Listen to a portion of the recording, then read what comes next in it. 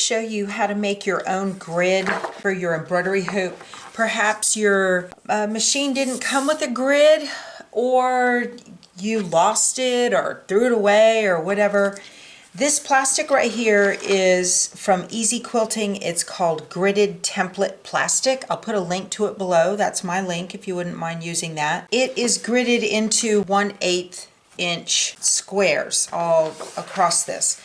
And this particular size I'm going to use to make a new grid for, this is my 9x14 hoop. This hoop fits a Dream Machine. Sorry, it's got adhesive all over it from years of use. And I'm going to line up the grid so that the black lines on the grid line up with the red lines on my mat, so it's not confusing, and that way you can see it. This is really simple to do.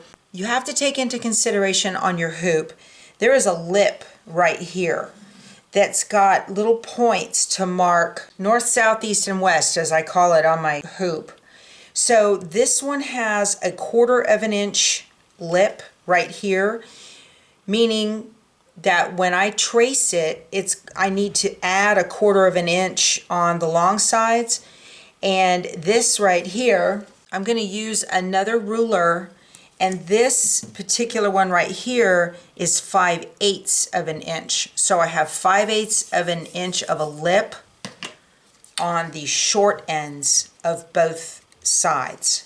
So you want to be aware of the lip that's on there so that it will fit properly. I need to remove this sticker. I am lining up these marks, north, south, east, and west, and I am looking for center. And I'm going to mark center. You want to use a Crayola marker because you can wash these marks off of your grid.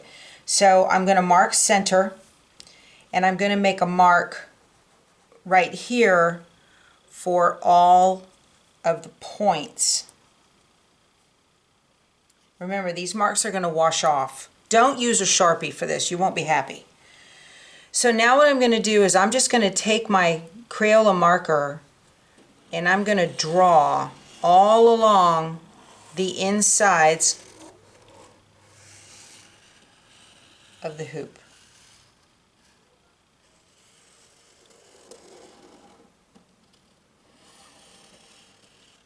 Okay.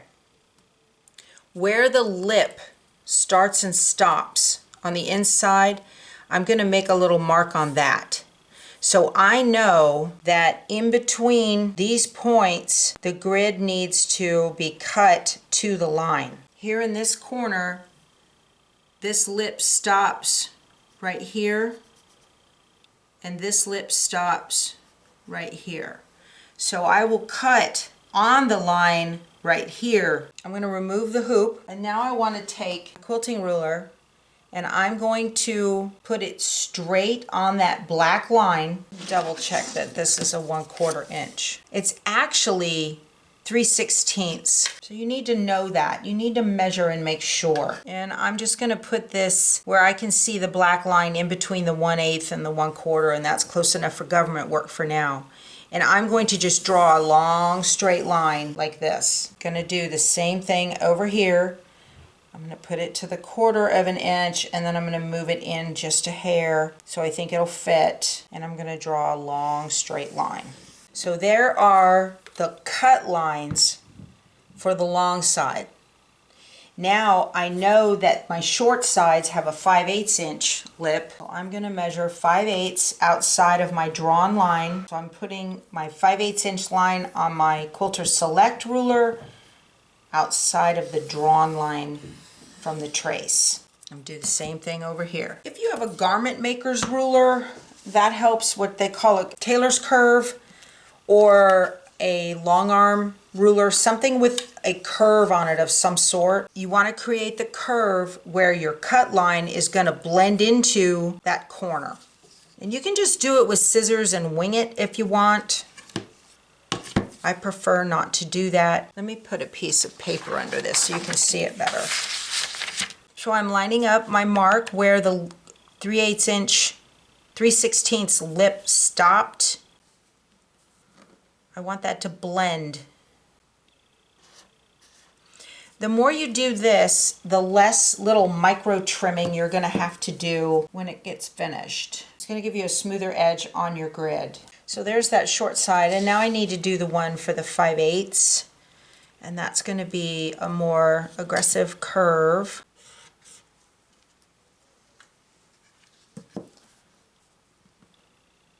If you don't have a tailor's curve or a quilter's ruler, you can use a plate or a cup, any kind of long curve where you're going to be able to smooth out that cut. Now I want to take a shorter ruler, and I am going to put this back on the lines on my mat because it's kind of confusing when it's all over the place. All right, I'm going to take this shorter ruler, and I'm just going to go ahead and mark these lines so that they are longer on the north, south, east, and west. And that way they extend all the way to the edge of the template and they're straight. So now we're ready to cut. I'm going to go ahead and use my rotary cutter and a quilting ruler to cut the long sides. And then I will trim up the short sides and get all that other stuff done.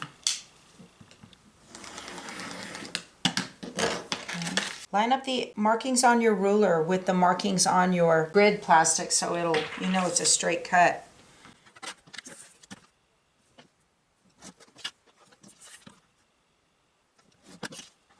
Now I'm going to use my scissors, and I am going to trim on those rounded corners.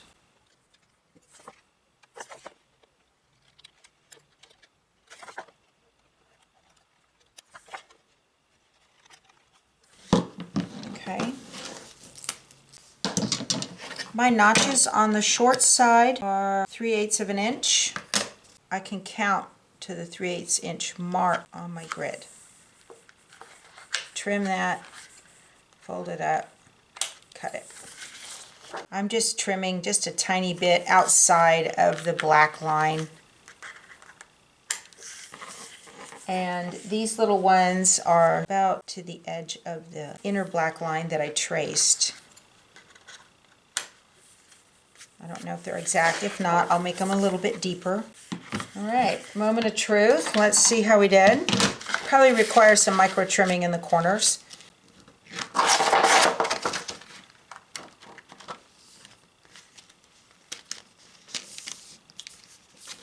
So in the case of mine, the hoop is not the same top and bottom, so it's not fitting. I've got a whole bunch left up here that's not covered, and I'm too much down here, so that tells me I put this on wrong.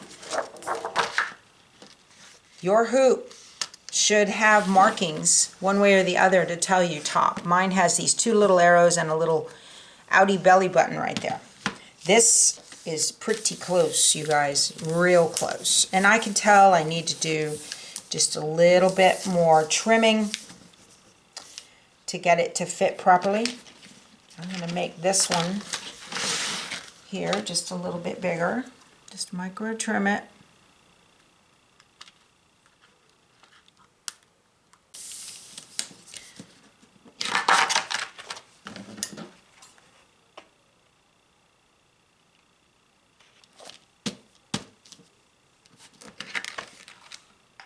So the markings that you made will get you real close to what you're looking for.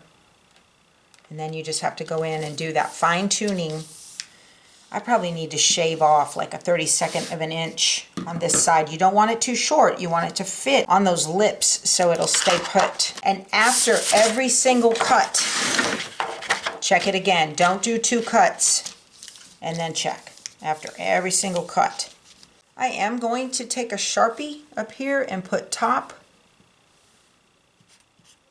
so it stays. If your sewing machine came with an eyelet punch, now's the time to get that out. And you want to make an eyelet punch right at center. Put that dot and create that eyelet punch. This is handy if you have to mark center. I'm going to make 5. So 1 in the middle. This way, if you want to draw a crosshair on your project, you can. So you just mark these and you'll draw it from dot to dot that you've cut out. If you get plastic in the hole, you can just pick it out with a pin. You also might want, with your Sharpie, to just draw a circle around your center hole so that you don't accidentally center on one of the other ones. All right, so that's it. That is how to make a grid for your hoop. And you can take it now and wash it with warm soapy water and dry it off. All your marks will be gone except for your center and your top. And you are in business. I hope this was helpful. If you enjoyed the video, please give it a thumbs up and subscribe for more tutorials and goodies about machine embroidery. And we will talk to you soon. Go sew something. Bye.